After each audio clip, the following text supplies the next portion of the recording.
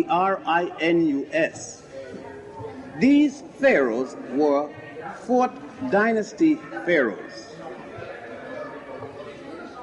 associated with the pyramids. The largest of all of the pyramids there, as well as the largest in Egypt and the largest anywhere else in the world, including those in Mexico, the one called Khufu, is 48 stories high or 480 feet high in its from center, the top of center to the bottom. Unfortunately, there were 8 feet that got knocked off by vandalism and whatnot, all the way up there. And so you will notice that there's a metal that sticks up to where the original top was. So the ground size on ground level is about 3.5 city blocks wide by 3.5 city blocks long. That will give us about 640 feet long by 640 feet wide. So you could understand it's a massive, that one is a massive one and the others are massive enough in themselves. You will notice that the center pyramid appears to be the tallest of the three. However, the first one that you will come upon is the tallest. The reason for its appearance is that the second one, the middle one, is built on higher ground than all of the others, and so it appears to be taller. It is higher, yes, because it's on higher ground, but it's not taller as far as the structure is concerned. Next to the pyramid, you would see the boat, the Ma'at boat, dug up about 10 years ago, and now there's a museum of itself. You may go there after the tour, but it's not a part of the tour. You'll be able to see it, the outline, as you travel past it, on the way to the statue of god Hamakis, also known as Heru Kati. It is called colloquially the Sphinx of Giza. The word Sphinx is feminine. It comes from Greece. The Greeks have a woman Sphinx, and they thought that when they came, that was the Sphinx here equally, and so they call it the Sphinx of Giza, which is a misnomer, as I stated before. It is the head of Khafra and the body of a lion. Of its type, it is the largest in the world. You will be going to both. I must warn you that there are ropes and other means by marking out the pyramid, the Sphinx, from the public. There's always people who try to go under. That is a very high violation of rules, because the Sphinx is in damage caused by the water, the dampness from the groundwater of the Aswan Dam has affected it all the way down there, and they're putting up a wall around to put a silicone enclosure so that they can bombard it with silicone, hopefully protect it from the water that's causing the erosion. Now, we will be motoring from the Giza pyramids to Saqqara. Saqqara pyramids, the first of all the pyramids known in the world, is at Saqqara. That's the one of Pharaoh Zusa, D-J-O-S-E-R, or S-E-R, whom Herodotus later called Zusa, Z-O-Z-E-R, step pyramid. We will see that there are many other step pyramids. This is the first, and it is the first of the pyramids anywhere. Plus, as we approach it, there's a temple there, and instead of the Hippo-style hall having 42 columns, it has 40, because Egypt from the first dynasty to the third dynasty had only 40 nomes, and subsequent to the third dynasty, they added 2 more nomes. You will see the first stone structure for human habitation ever built by man, and that's by the architect Imhotep, who was also the builder, also the grand vizier, physician, artist, poet, you name it, prime minister to Pharaoh Zusa, and the man who gave us the little proverb, eat, drink, and be merry, for tomorrow you die. We will look through that condition as it is, weather as cool as it is, and hope that we can go into the unfinished pyramid of Onus. Onus is the 6th dynasty pharaoh, and it is his pyramids that's the best preserved writing, hieroglyphic writing of the pyramid text still remains. At this type of weather, we should be able to go in. The only thing about it is that there's a crowd, we can't, so we're going to try to go to our pyramids as early as we can. It's a small pyramid, very small, because Onus died before the pyramid was completed.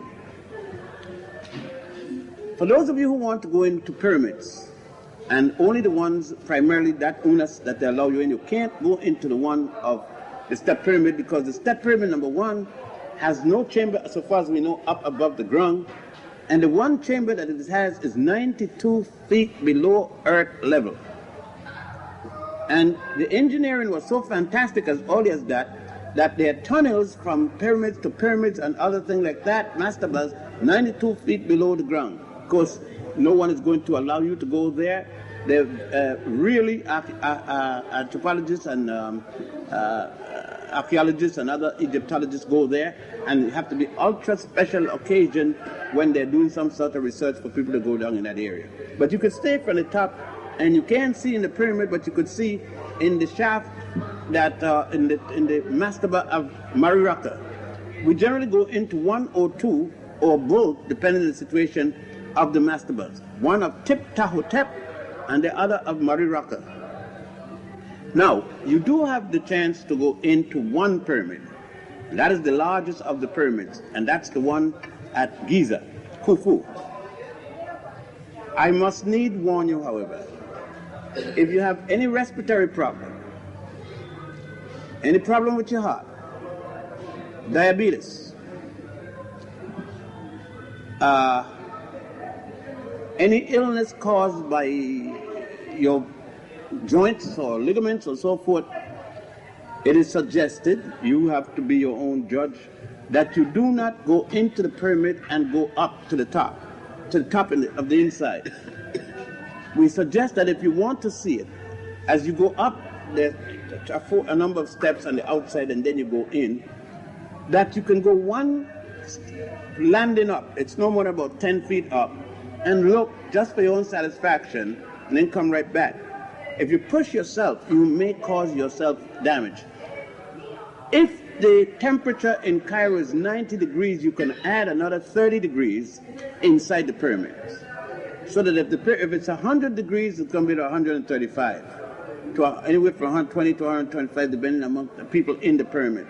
When you go up to the top level, which is about the 11th floor, using floors, you cannot go up in the pyramid standing in this manner.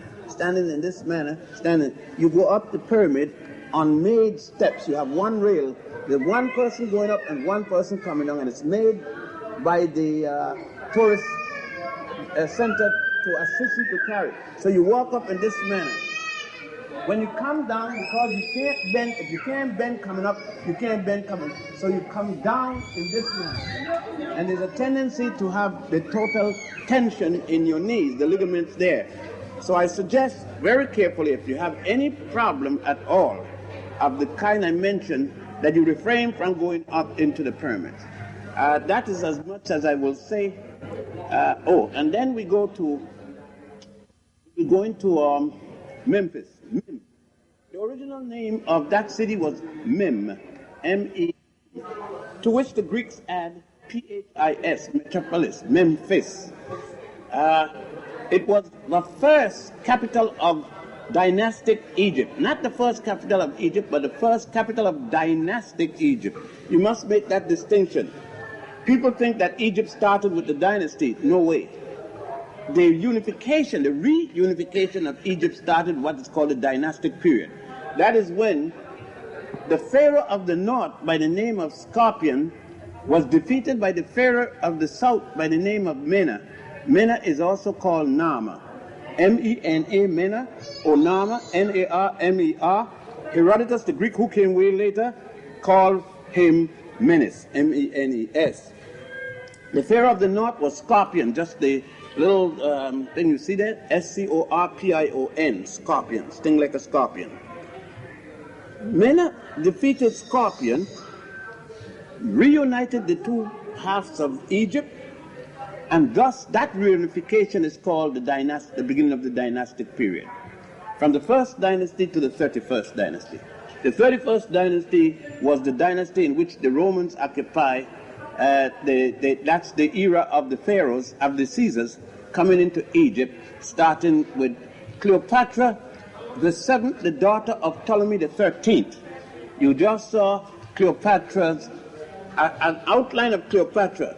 There is no other authentic picture of anybody named Cleopatra the 7th. Any picture you see of Cleopatra the 7th isn't like that, is a fraud. It's a fraud. It has nothing to do with reality.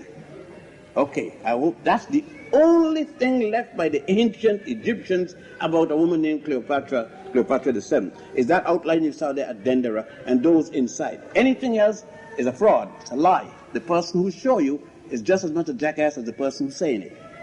I emphasize it in that way so that you could see. Now, I know that you and others may have immediately answered, what does Cleopatra look like? And everybody's got 150,000 descriptions. Nobody knows. Nobody knows how Cleopatra the 7th, what she looked like. That's the only record that we have of what she looked like. You just saw it this afternoon. Now, making your assumption, in order to have your idea of what she may have looked like, let us see who she was and who her parents. Number one, when you heard of Cleopatra, you heard of her at 40 BC. That is when Julius Caesar came to Egypt with intent of conquering it. Did conquer it, and as a result, occupied the land. However, allowed, to some extent, the reigning queen to hold on to the land. That queen was Cleopatra the 7th. What is the word Cleopatra in the first place? Cleopatra was the name of the female part of the Ptolemy family. All of the males of the Ptolemy family were called Ptolemies. All of the females were called Cleopatra. Who was Ptolemy the first now? To know who the Ptolemy family. Ptolemy the family, the first, was a Macedonian Greek general in the army of Alexander II, the son of Philip of Macedonia, and people here call him Alexander the Great. There was nothing great about Alexander. No more than Catherine the Great, no more than Napoleon the Great. Nobody talk about Hitler the Great. They did no worse and no better than Hitler. They went out killing people and taking their land, taking whatever the people had. And they said the Great. Because he was conquering everybody else but European, therefore they were the Great. If they had done the same thing to people in Europe, they would have been treated just like Hitler. See, nobody hated Hitler because he was bad. He was bad. They hated him because he did it to European. You don't hear nobody complain about what he did in North Africa. It's what he did in Europe. Okay. So I don't say Alexander the Great. I say Alexander the Second because that's what he was. But Alexander the Second came in 332. And when he came and occupied the land, he subsequently died in 327. There are a lot of rumors that he was killed, he was this, he was the other thing. It doesn't matter really for what I'm talking about. But as soon as he was killed, overthrown, died, whatever the case may be, in 327, all of the generals, the lands that he conquered, he left the general. The generals refused to take order from his brother, Philadelphus. And thus, they each grabbed that particular land which they were placed in charge of. The general in charge of Egypt was a general by the name of Soter, S-O-T-E-R, of Greek, also like Alexander, of Greek Macedonian parents. Soter immediately thereafter changed his name to Ptolemy and called himself Ptolemy I or Ptolemy I. Thus we now have Ptolemy the first. The first Ptolemy is a European of Greek Macedonian parents. Ptolemy then, at the time, forced the local princess to mate with him. Not marry her, but to mate with him. She was of Persian. The Greeks replaced the Persians. She was of Persians and indigenous parents, Egyptian and Persian parents. The Starop of Persia was her father, and an Egyptian woman was her mother, a woman that they took out wherever, raped her, and produced this offspring. This is the beginning of the source of Cleopatra. The two, one Persian, Egyptian, the other one Macedonian, and the father side Macedonian Greek. So there you have the Ptolemy line all the way to the last of the Ptolemies, Cleopatra the Seventh. Okay? So now you could decide what you want Cleopatra to look like. It's up to you. I don't know. You got it. Because you got all those Ptolemies and Cleopatras in between. The one before Cleopatra the Seventh was her aunt Cleopatra Bernice, who she poisoned to get the throne. She poisoned her brother to get the throne, and almost tried to poison her son to keep the throne. So you could understand she was a very nice woman. So all of you running around praising and I hope that you do more of the study. And that's the Cleopatra. And as again I repeat, the only image of Cleopatra, and it is as much as an outline, that the Egyptians left, or might have had, some may be under the ground someplace, but nobody have ever found any besides that one. Okay? Now, so when you see those pictures of Cleopatra, and you see those books with Cleopatra's picture in it, go and find the European who posed for the picture. If some of you careful enough, then you'll pose for the picture. But I'm not doing too much poses for that. Since we have touched on Cleopatra, now let's go to the temple where we just left, the temple of Dendera. Dendera is the place, but it's generally given the title of the place. Temples are called after the city in which they are. It is dedicated, of course, to goddess Hathor, goddess of beauty, goddess of love, you name it, anything nice. Hathor, the wife of Horus, Heru, the proper name is Heru. Hathor, H-A-T-H-O-R, is the Western spelling, or you could spell it Hathor, H-A-T-O-R, without the H. Horus is a Western or Greek spelling, H-O-R-U-S. He is also known as Heru, Herosa, and a number of other ancient Egyptian words that describe him. Like his father Osiris, or Osaru, Osaru being the Greek, the indigenous name, the hieroglyphic name, he appears as the falcon, which you have seen. But there is a distinction between himself and the father. Sometimes the father doesn't appear as the falcon, and in cases even appear as a human form. Because Ptolemy the 12th, the father of Cleopatra the 7th I just referred to, made the Egyptian workmen at that time place his face on the body, place his face on the body of Osiris, thus calling himself Neus Dionysus, or the new Osiris. So that whenever you see Osiris shown as a human form, the head, it is not the ancient, but it is from the time, it can only be from the time of the Ptolemies, particularly Ptolemy the 12th, who forced that kind of imagery. On the other hand, as I said, Osiris is the one that is always shown in terms of the resurrection. And is always shown in terms with the sun disk, symbolic of God, Ra. One of the things that you know that Ra was one of the earliest, if not the earliest of all of the gods, because regardless of which god you're seeing, either he wears a symbol of Ra, or he refers to Ra, or something in terms of Ra. This you see on all the temples.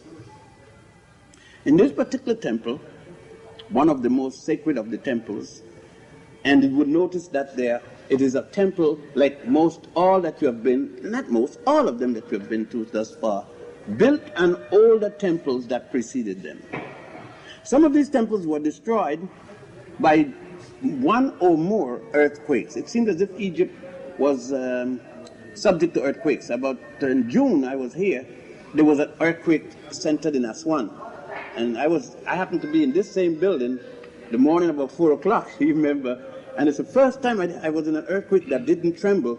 The building rocked, swayed. It was a funny feeling, just swayed, and it was centered at the Aswan Dam, and everybody was scared that the dam would break loose. If it did, I was on about the 3rd floor, I would have been drowned. That's how, if that had happened, the water would have, all the way here would have been that high or higher.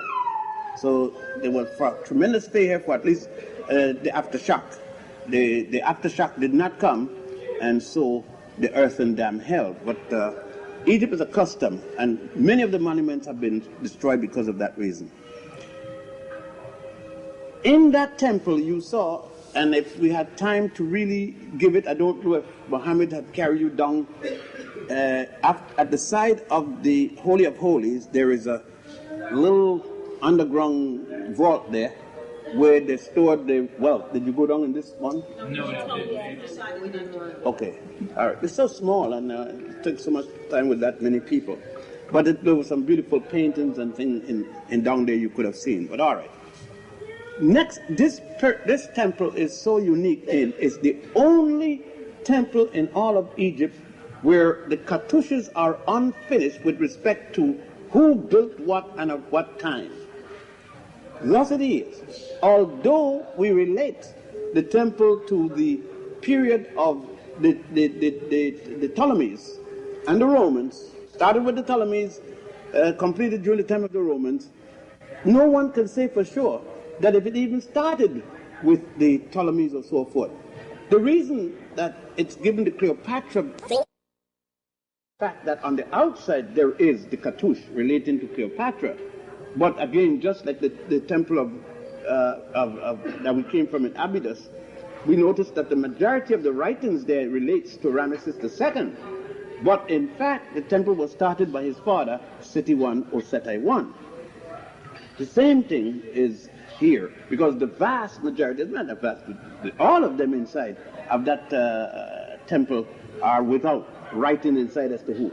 Whatever the calamity, whatever the situation was, the war or whatever, nobody was able to finish the cartouches to say who's built the temple or what the case is. So it's up in air. However, in the chapel, the kisok, you know, the kisok or chapel, that's what a kisok means, by the way. The little chapel that you went to after you came out in the little place there, and you went up and saw goddess Nut. I had told you before that you would see something way beyond what you saw in the temple of Ramesses, the tomb of Ramesses VI. Goddess Nut, I went upstairs to do something. Goddess Nut, you saw there, giving birth to the sun through her vagina and receiving the sun in the night through her mouth, the whole rotation. Because the ancient Africans did not believe in the beginning of the world and the end of the world. There was no such thing. That's strictly European. Judeo-Christian is thing about the world beginning at a certain time and end at a certain time. There's a process. They believe that there were period of development in which God came from the abyss, the deep, the deep. Because of that statue, there are also many other statements. One of the statements which you may not have heard anything about is this, analysis, is the beginning of the destruction of the world by flood, which the Jews adopted and put their own little 2 cents in. But there is a story based upon what you saw there in the chapel, and every time you come, the guide can't remember. See, guides don't write down anything. They don't read from a sheet of paper. And your memory don't pull the same set of information all the time. So you may come and get this guide today, and you think of telling you about that today, and then tomorrow, and forget that. Tomorrow you may think on that first, but tell you, there's so many things to tell you that they can't just tell you the same thing all the time because they're walking around and they're pulling from their memory. But one of the major things you need to know is the story of the flood, where the Jews copied it from. There's a story where Goddess Nut, that man, after the evil Typhon had killed his brother Osiris, she decided to purge the earth of all these kind of bad and evil people. And thus Goddess Nut came one day with her menstrual flow and drunk the world. At least she thought she had drunk all the people in the world. But there was this one wise fellow with his little group, realizing this, said, and knew that Goddess Nut would come back again to make certain that everybody had gone, and to anybody left over, she was going to drown them. And so he got some red dye. And guess what? How he made the red dye? He made the red dye from kakade. So for those of you drinking kakade, you better stop. If you know what, it's good, right? So, all right. And they took the kakade and made the dye, and they went, when they heard Goddess Nut coming, they went in a whole big thing of kakade, red dye. And when Nut came by and saw these people, she said, oh, they're drunken, I've already drunk them. And she went on, and that's how mankind was saved from total distinction from the earth. So now, you know, the Jews got their own little thing, but it's secondary to this one. I like this one. It's a lot more fun. The other one, ain't got no fun at all. Plain old water. Who has died of plain old water? But anyhow, so you could hear, there's 101. If you want to hear the, not Cinderella, Cinderella? Is it? The Cinderella story is connected to Isis. There's a Cinderella story right here. Some guys will tell you, I don't have time to tell you all the different stories that were adopted into European culture.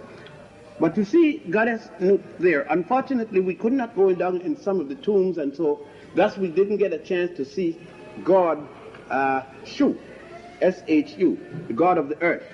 See, Nut is the God of the sky, God of the heavens. Shu, S-H-U, is the God of the earth. And there are some scenes in which you see God Shu holding up Goddess Nut. God Shu is on his right knee in this position. His left knee is in this position. And it shows you God Shu the earth holding up Goddess Nut at the two columns of heaven. One hand on her breast. Nut is shown like you see in the temple there, but instead of her foot just in this shown in the temple, it is shown coming all the way down to the on the wall down to the floor, her legs, and then the other, it goes right across the ceiling, painted like a heaven, with stars and everything, and the hands and her hair and her breast hands down, and the other side, and God's Shu is holding her, the right hand at her vagina, the left hand at her breast, and the caption says in hieroglyph, God's Shu holding Goddess Nut at the two columns of heaven. Thus the woman was considered heaven. And in the second picture, it always shows, and most of these are nice temples that you go down, it shows the god of fertility Mim at the same place, and it says, God of fertility Mim, replenisher of heaven. Now you get an idea of what they're talking about. And it is explained that a baby is in heaven but before the baby is born. So for those of us who want a heaven better than the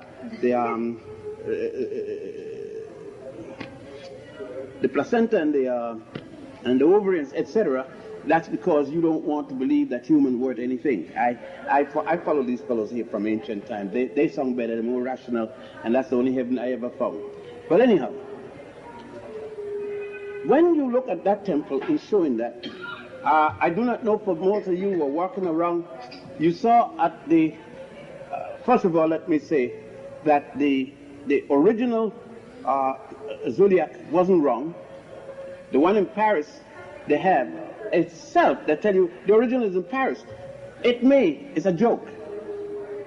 The fact is that when the French came and was stealing, when they took the original from there, it was rectangular shape. What they sent back here and what they have in France is wrong. That's number one. So therefore, as a matter of original being, the French story for years was that the Frenchmen, after being pursued, after stealing it, lost it in the Nile. But 20 years later, suddenly, there's an original in Paris. I could say to you, it's as original as you want it to be. It has no validity in its originality. And the point is this: why would they put a fake one from the French back up there? You see what I'm saying?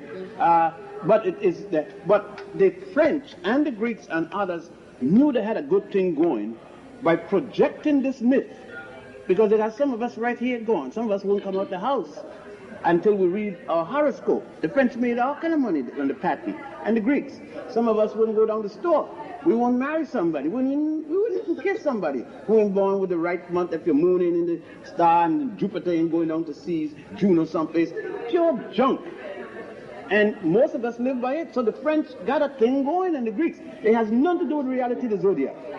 Now, when we go into the next room, the ante-room next to there, you see the whole story of the murder of Osiris, the resurrection of Osiris, the symbolism of resurrection being the male penis, and so forth. But I don't know, because we were running, I pointed to some people as they passed by, the birth of Horus being shown, up there they call it, the nursing of Horus. The Roman Church, up to 1937 or so, used to have a picture of Mary nursing Jesus on her left breast. Jesus sitting on her lap, and he's nursing on the left breast. She's holding him in this manner. I show some people the same picture. The church have outlawed that from 37 and say it is pornographic, because the church doesn't believe that women should show their breasts nursing a child. I guess the Pope have never had no mother to nurse him, so the poor fellow, at the time in 1937, he got mad with everybody else who was nursing. Of course, they're trying to kill the child now. Those who nurse him put a blanket over the child's head. The child can't even breathe. But that was here. Of course, you notice that the ancient Egyptians had no problem with their reproductive organs, since they know that the only way people got here is through sex. Now, the Adam and Eve story, you can go along with what you want. I prefer the way that Daddy made me. I don't want no dirt and all that kind of stuff. That ain't no fun. I want Mama to realize that I was being made. Well, that's going on. Now, you see, if you had the opportunity to see the whole process, the whole projection of birth, life, death, resurrection. And I'm sure that you saw it in the anteroom next to the astrological chart room. We can now leave there and go back to Abydos, where we initially started this morning. Again, Abydos was considered the place of heaven, the physical place of heaven geopolitically. It is in Abydos, and it's blocked off now because they're trying to clean it. But there are some empty rooms that we could have gone in of fantastic paintings. The dyes and things are in their original position. But you'll be surprised how much film from just your breathing, hundreds of people breathing, the film goes on the painting.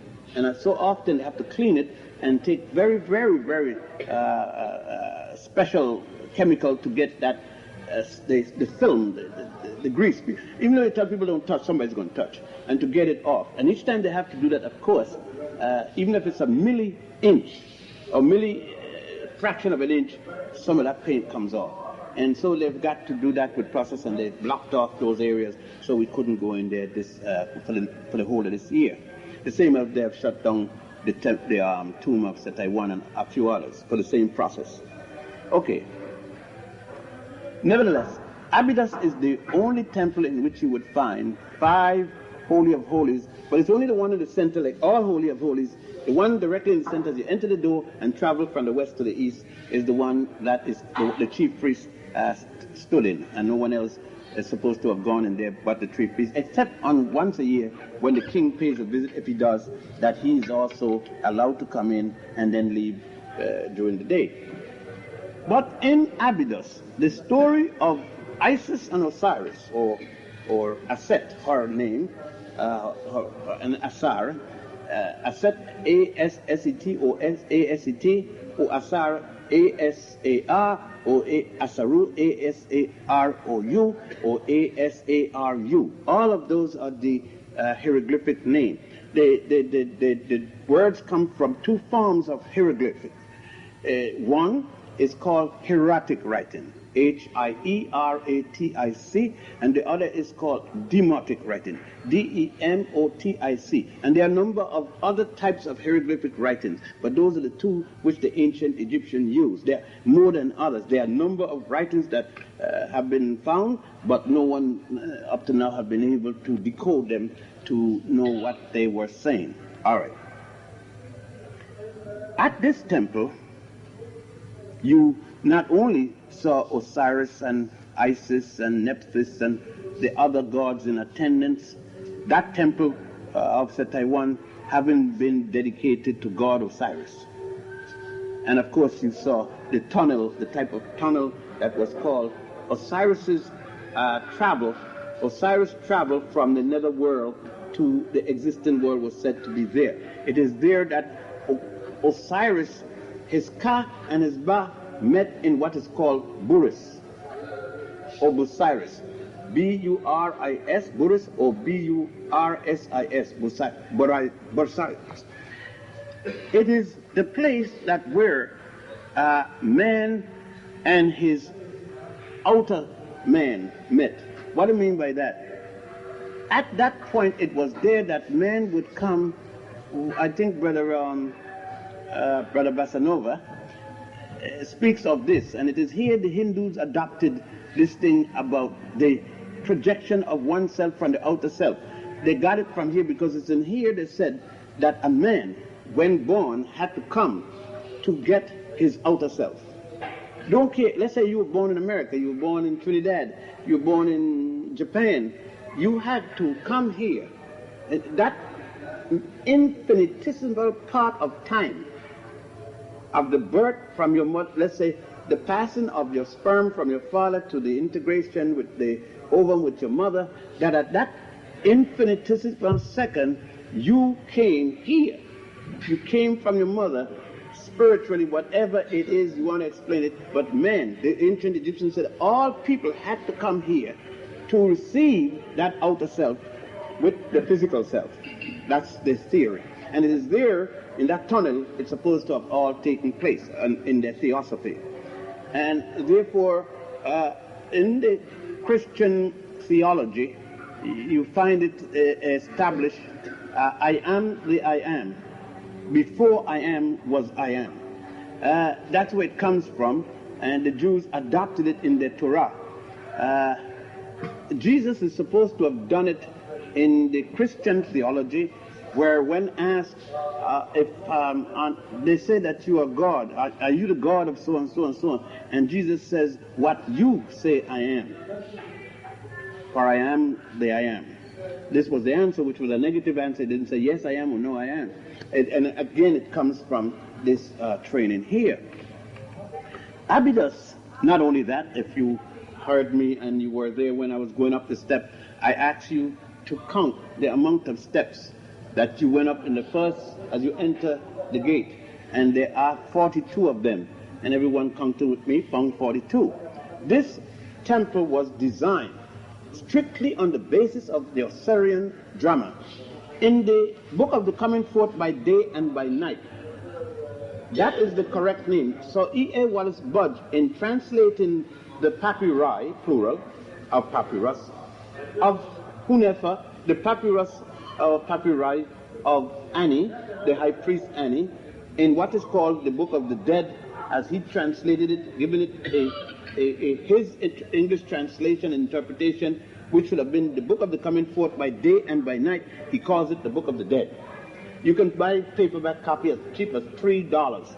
And in the section of the Book of the Dead, you would find what is called the Osirian drama, the drama of Osiris.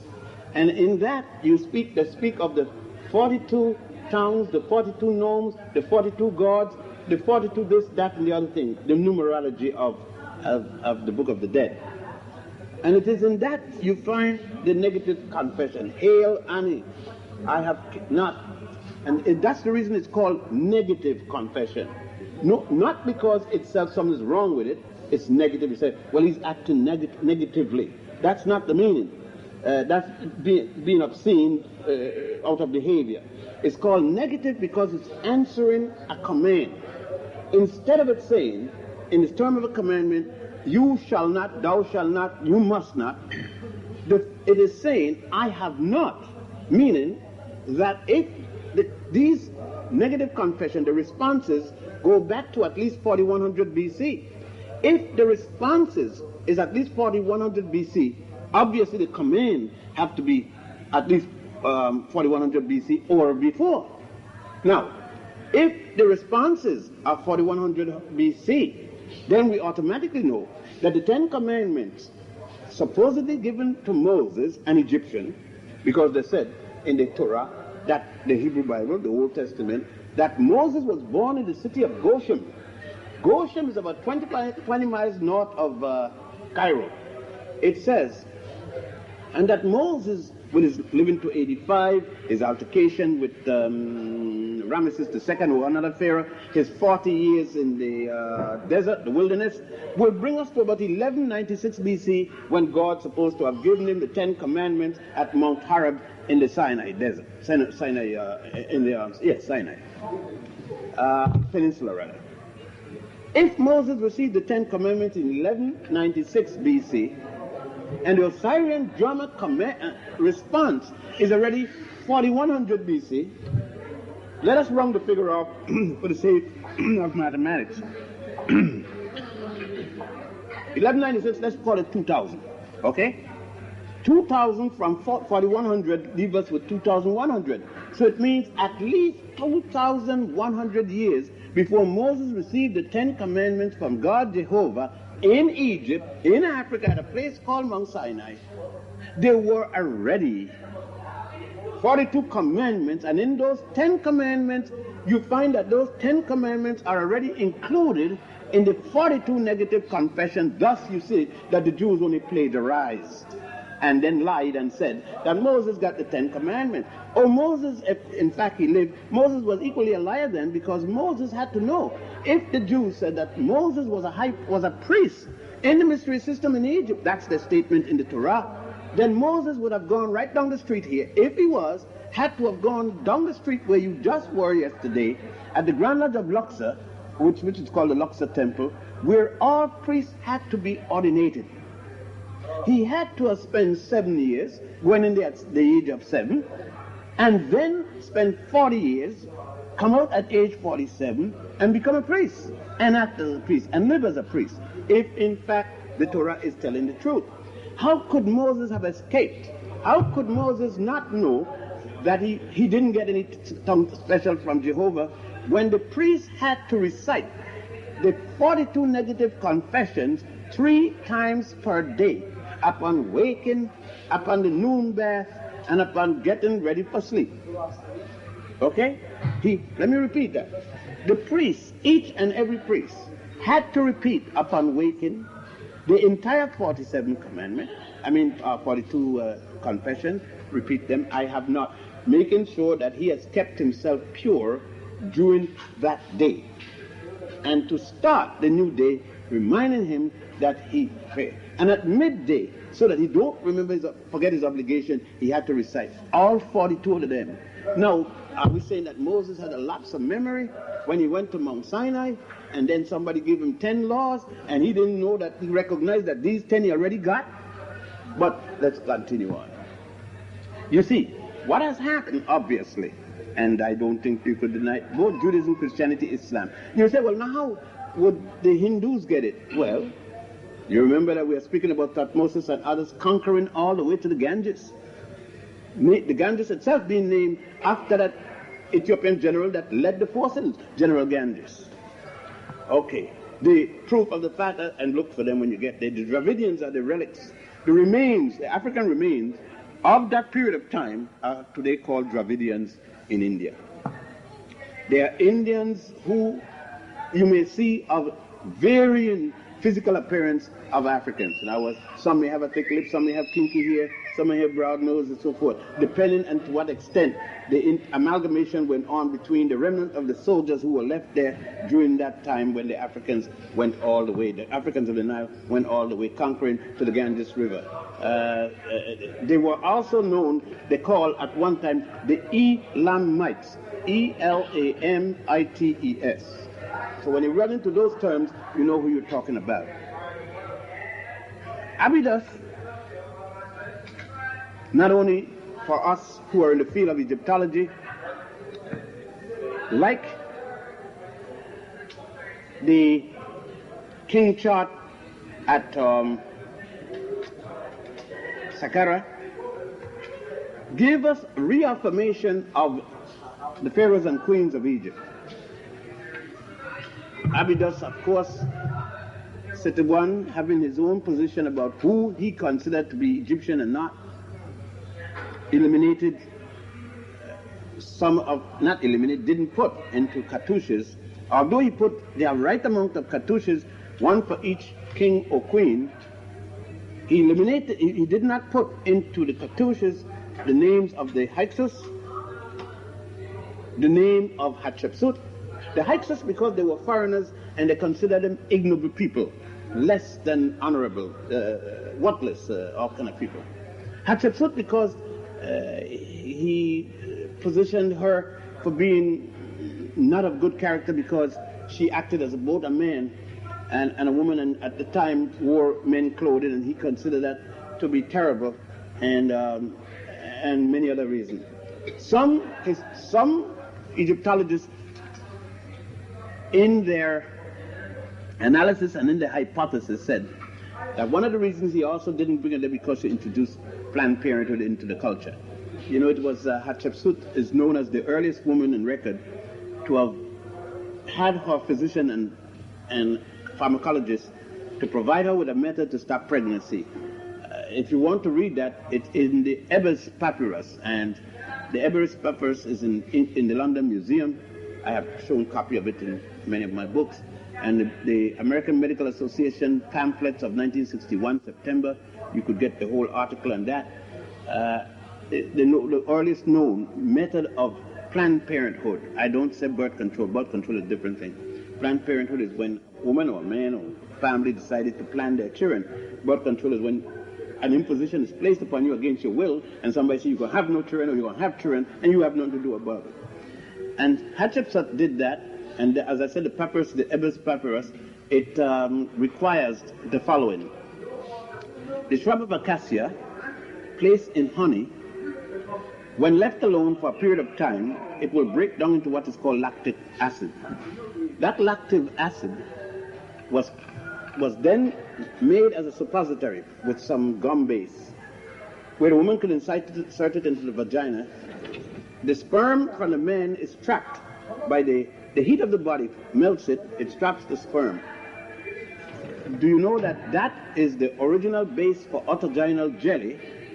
Park Davis, Monsanto, Coswell, and a number of British and American pharmaceutical companies who's always checking all over the world to find formulas from different places, and having used this, developed the autogenal jelly that is used in diaphragm today to do the same process, trap the sperm.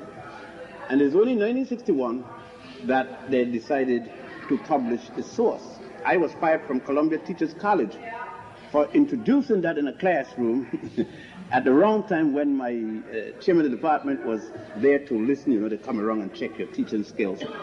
And Dr. Linton, who was a Roman Catholic, Ralph Linton, chairman of the department of anthropology, heard me say that and said, write blank a line and say I don't need to come back and pick up my check for the year. Right in the classroom, because he was perturbed that I would say that there was Planned Parenthood before Sagna. What's her name? Margaret Sagna.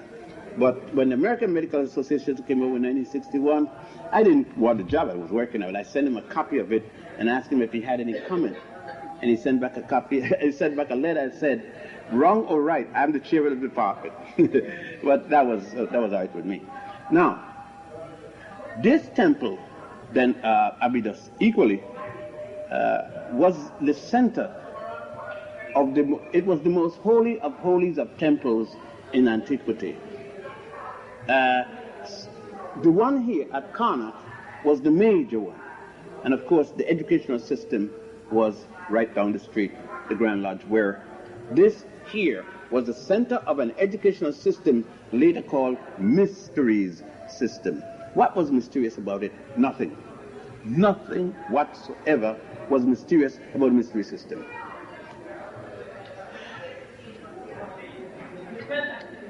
My daughter was going to school, and she had finished school, medical school, and was specializing. And she had to perform some surgery, and I got an invitation to come to see it in what they call the gallery. I was sitting in the gallery, and the operation for the day, some students were taking their surgery, and they were doing something in the heart, surgical operation in the heart. Don't ask me what it was, bypass or whatever. But anyhow, I was sitting there, and I was sitting on the edge because I couldn't see all them spaghetti. They had wires going here, wires going there, tubes going there. And the man looked like he was hooked up to a spaghetti tray. And for one moment, when they started to lift the man's heart out and all of that, I hollowed, oh my God, that's mysterious. And my daughter sitting next to me said, Daddy, I'm surprised at you saying that. Ain't no mystery, you made an error. He's going to get a demerit there. And I'm saying, girl, shut up, you're disturbing me. But when it was over and she said, Daddy, you said a mystery. And you don't use that. I says, you're right, it's not a mystery. It was a mystery to me because I didn't know what the hell was going on. But to her, she thought the guy was making an error. So you see, it was no mystery at all. It was commonplace to her. A mystery is that which you see going on and you can't explain or don't know. Okay? So a mystery is as normal as could be. It is normal to those who know, but mysterious to those who don't know. That's what I meant. Nothing went on inside it was mysterious to the priests, especially the high priest. But it was mysterious to the people on the other side of the wall. Thus, they on the other side of the wall call it the mystery system. Those in the inside of the wall performing it call it the educational system, okay? So you could use either one, but I'm just trying to tell you what the use is so you can understand. The education system of the Nile Valley was centered there, and at a later date they established branches in Europe and in Asia. The first to be established in Europe is the lodge, what is called the subordinate lodge of Delphi. This lodge was called the Grand Lodge. Remember that for years people went to school at lodges. Even many cultures, lawyers go to lodges and stay and learn. Many disciplines go to lodges, still go to lodges or in and learn. And so the word university came later. The university system was started by the Moors in Spain when they established Europe's first university, University of Salamanca, a copy of the University of Jene of Ghana, West Africa. Now, I'm going to end here, wind down, and for the question and answer period, and then the next lecture would be the last one of the series, which will be held in Giza when we go back to the Cairo region. The culmination of all of what you have seen thus far in this land, starting with the hewn temples of Ramesses II and his most noted wife Nefertari. I remember Muhammad saying that Nefertiti was the most beautiful woman. I mean, who says so? But the guide says so, because Europeans teach the guides, and they repeat what the Europeans say. What makes Nefertiti so beautiful? First of all, nobody knows Nefertiti. They found 4 heads at Tel Amarna, the temple of Akhenaten, in digging. And in a casement, and on the casement it had the box. It had Nefertiti. Nobody knows Nefertiti what. Is it a story about her dance? Is it a story about her life? It's a story about her head? No, just the word Nefertiti on the box that these heads were in. There are 4 different styles, 4 different things. I put them in one of my books, Black Man of the Nile and His Family. They were in a show in the Brooklyn Museum 10, 11, 15 years ago. And in that show, there was a recording. And when you're going through the door, it said, and it showed you the 4 heads that loaned them.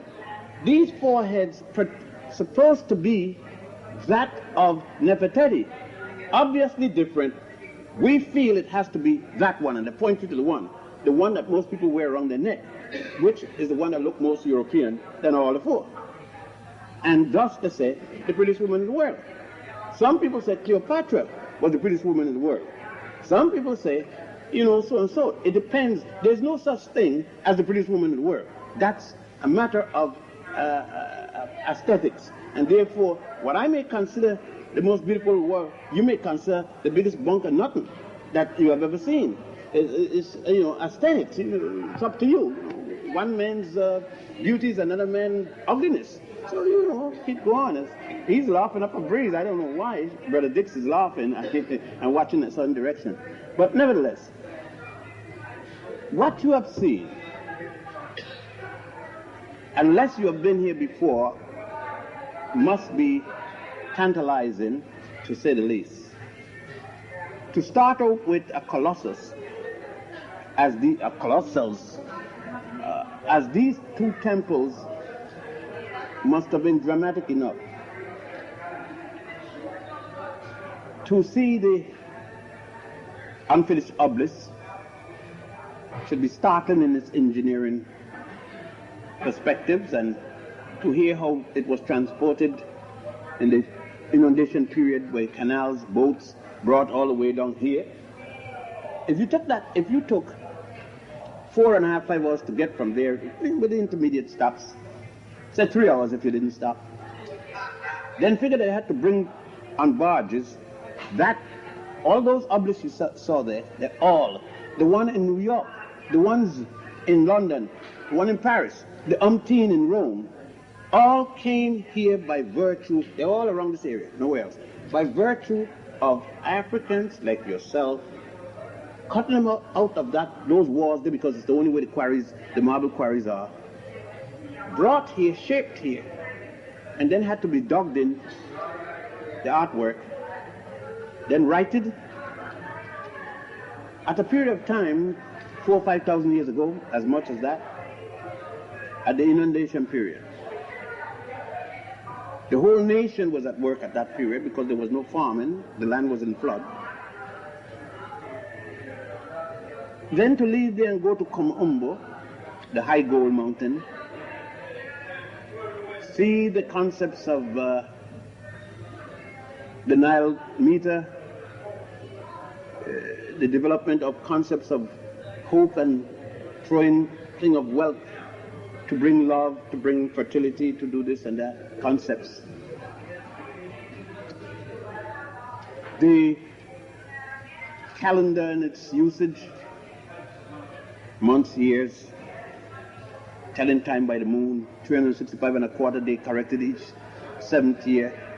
Again, that gave light to the such and such a person live 1,000 years. I mean, it's a joke. The calendar, the year wasn't shorter, it was longer. It was a quarter day longer than the present year. It was 365 and a quarter day long, corrected each 7th year. Now it's 365 days, corrected each 4th year. Adds up to the same thing in the Jubilee year. So you know when so-and-so live 1,000 years, where? Well, the best of things now, people ain't living no 1,000 years. Nobody live 200 years. You lucky you hit 120. Ultra lucky. You've had your extras, and your extras multiply its extras to the 10th degree. But nevertheless, 10th power rather. But you could believe whatever you want because, belief is a belief. We got to then leave there. I'm sure you had that exciting thing with your brothers and sisters at Dabud. We leave there, not wanted to leave and had to leave, and we got to Edfu. You see what happens to people like myself called Egyptologists, the constant thing that we go through. Everybody was convinced that that temple was, yes, rebuilt, and a temple was built on it, and blah, blah. But what happened? The yards start to sink to one level, and people walk and would fall and get hurt. So they decide to take up the stone, put some more sand, level it out, and put back the stone. So what we find now, a whole new revelation. All kinds of things. We don't find that underneath those things were the stones of a different temple that was there, going back to the time of Hatshepsut. So that temple isn't from 320 to 12. We now find at least it's from the time of Hatshepsut. That is before there was a Greece. Therefore, there couldn't be no Alexander. There couldn't be no Alexander here, no Greek here. There was no Greece when there was a Hatshepsut. Hatshepsut go back to 1540, back way there. 18th dynasty. Greece doesn't start until at best 1000 BC. So what it means now, all of us going to have to come back here, study these things. They're going to collect all those things. They're going to put them in a place, and then they'll call the Egyptian, they'll make extend an invitation, and there'll be a big conference somewhere in Cairo or where else. I hope it could be in the new thing, the hotel where we get all, because it's free, they pay for it and so forth. And we come here, have a ball, and look at it. then go back to make analysis. A bunch of people will start studying to make statements on it and so forth. So that there's always a revision, because Egypt cannot be completed. You can't complete Egyptology because it's not completable, since the evidence is not all in. There are too many unknowns in each king to say this is it. That's why we always say it appears to be. And for all good and purpose, barring new evidence, this is what it appears to be. All right. And then to get here to this station, the Valley of the Kings, I don't need to speak to you, to go down in the tombs. And then you see the insignificance of Tutankhamun as against the other pharaohs. And of course, that's all you ever heard, because 51 pieces of his jewelry. And you ain't see nothing until you go to Cairo, where you're going to see 3,500 pieces. And then the other things in there. And you're going to see, if Tutankhamun's tomb had 3,500 people that they surrendered, I'm not talking about the pieces that they stole and spirited out, the covenant and all this fellow, they die ultra rich. You know, don't think that they turn all that they found. You don't be so naive. But nevertheless, if that little insignificant tomb, an insignificant pharaoh, then imagine the one next to him, what they must have found in the tomb of Ramesses VI, let's say. And it's in Taiwan. And in the pyramids. So you know, you could go to Europe, you're in blind. You can go to London, you can go to Paris, you can go to any of the Austrian museums and so forth, and you see what happened to them. They're over there. They're stones and whatnot. But then you look at all this, and you could understand why it is no one can teach that you got anything to do with this. If they teach that you had nothing to do with America, where you've been for 400 years, all kind of wars you've been fighting, and they don't teach you had anything to do with that, what makes you believe they're going to teach you that you had anything to do with this? When their whole life, civilization, the God concept, that everything is based upon here. And you feeling mad because they don't teach it. If you were there, would you teach it? After you say, if you were there and you say that we were inferior, would you turn around and teach that we did this and they learned from us? You got to be out your bird. Be a total contradiction. So, what more could I say in terms of the South here? As we approach north, we're going to find the change, even the change of skin tone, physical characteristics, and the coldness of the people. So if you go to Cairo and you feel bad, well, somebody ain't treating me something, what else could you expect? Nobody else looking like that in America treat you any different. You are going to America when you arrive in Cairo. You will arrive in JFK, Cairo. And you'll be treated as JFK, Cairo, JFK Kennedy. If you take Cairo and put it in JFK, the airport, take Kennedy and put it here, you get the same treatment. Okay? So don't expect anything better. Don't expect people to love you. You're giving up your love when you leave here. When you go up in the dining room, it's not going to be like here. It's not going to be like S1. It's not going to be none of that. It's going to be cold. Because you're now with the cold people. Professor John Clark called them the thawed out icebox people. They call themselves so. In a book by the guy from Canada, The Iceman Inheritance, Michael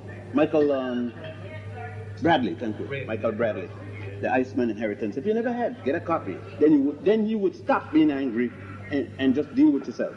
You just said, to hell with it. I can't deal with him because they can't change. Okay.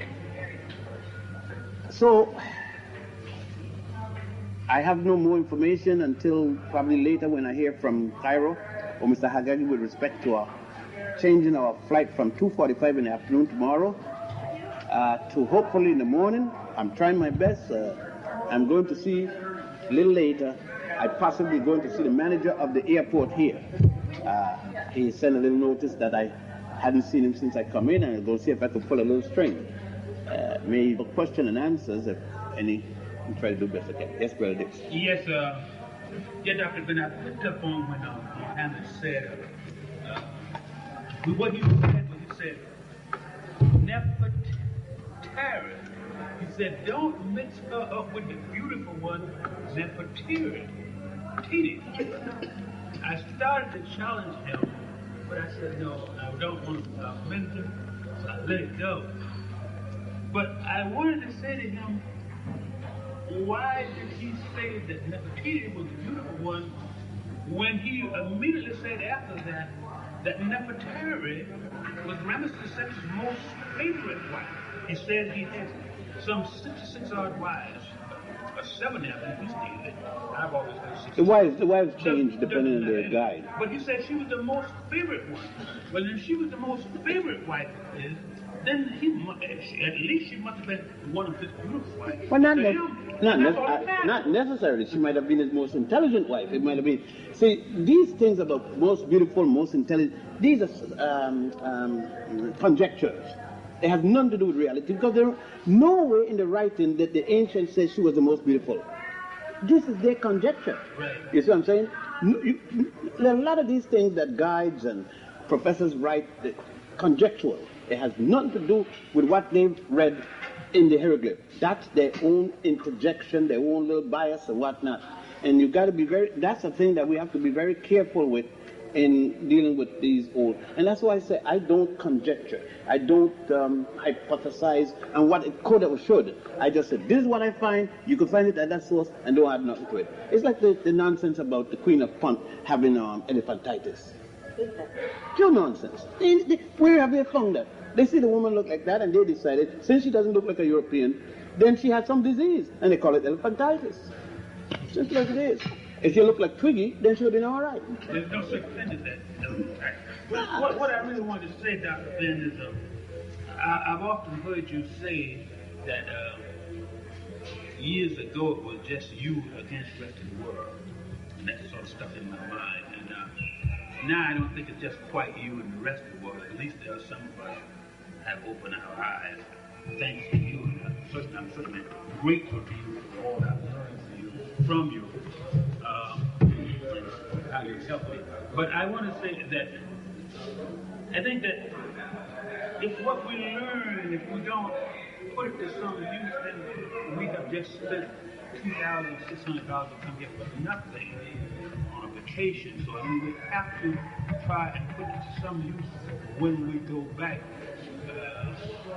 home from now on and forever. If our eyes have indeed been open, because we got to depend on the younger people, like you, Doris, and young people to carry this message over to and spread it out to our young people, because we do need to redefine our own history, especially now that the find we see that they have discovered in their food, and because they are not going to say, as Dr. Ben says, say anything good about it or teach it to us. So we have to depend on ourselves to get this information to our people. And I think that's very important.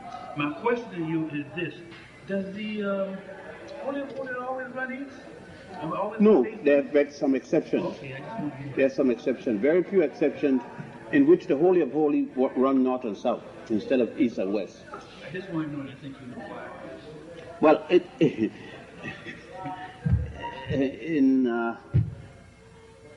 see how I could put this. In the inner circle of the craft, it doesn't run east to west, it runs north to south. Very good.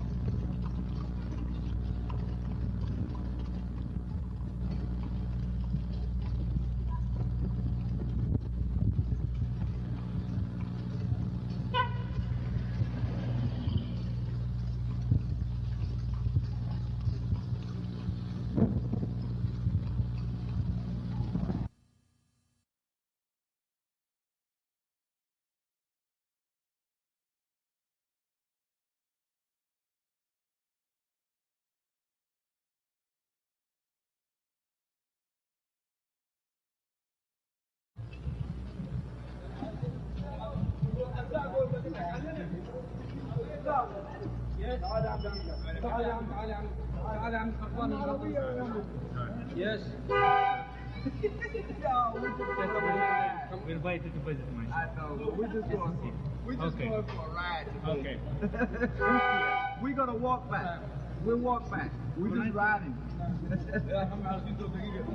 No charge for looking, 1 minute. We come back on foot. We'll come back on foot.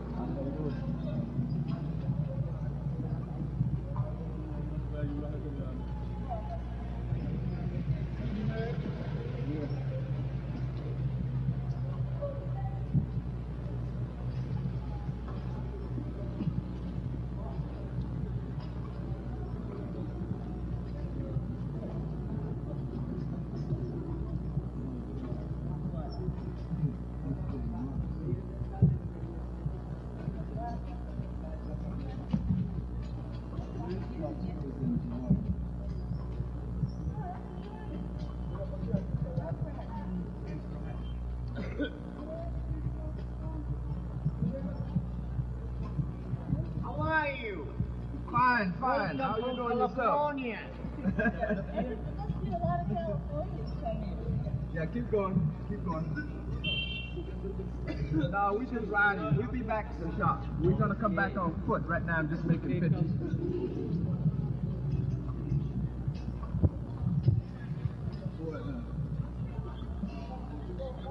Oh, I agree. You know why? The sun.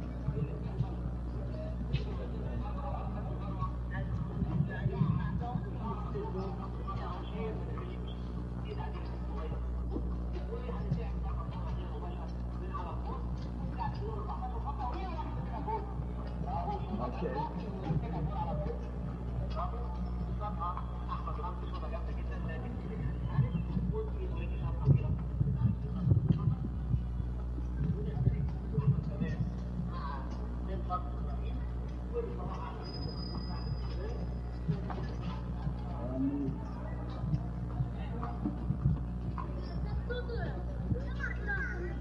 Did you see that? You see that kid get the beat?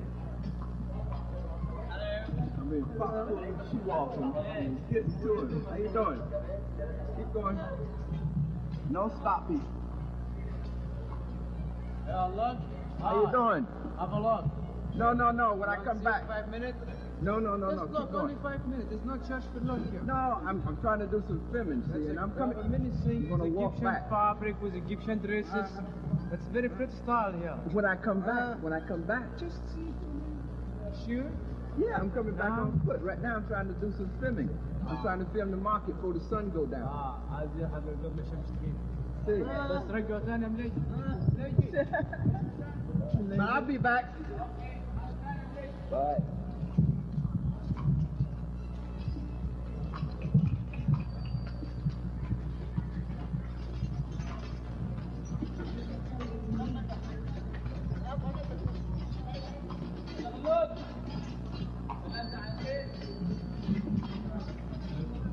Amazing how they can drive these characters down through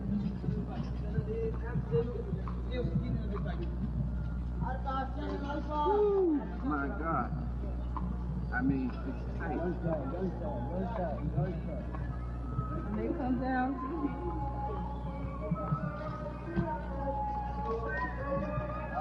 You know we're headed down to where we were the other day.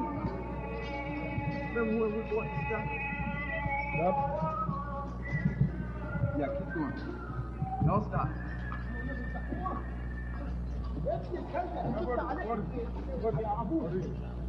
ايوه ندري سنتين ثلاثه ونرجع بالطياره.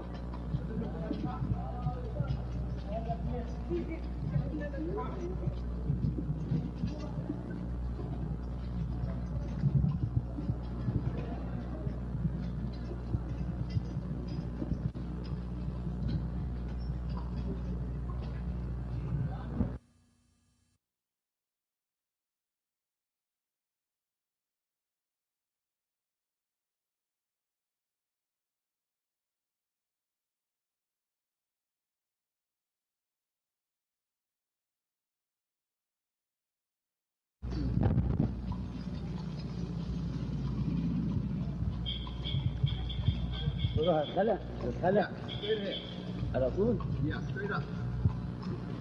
غير على طول Uh-huh.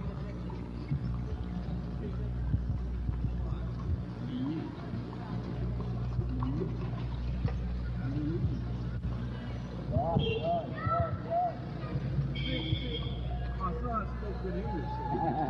He would tell us where to go. He would just take us. عليك عليك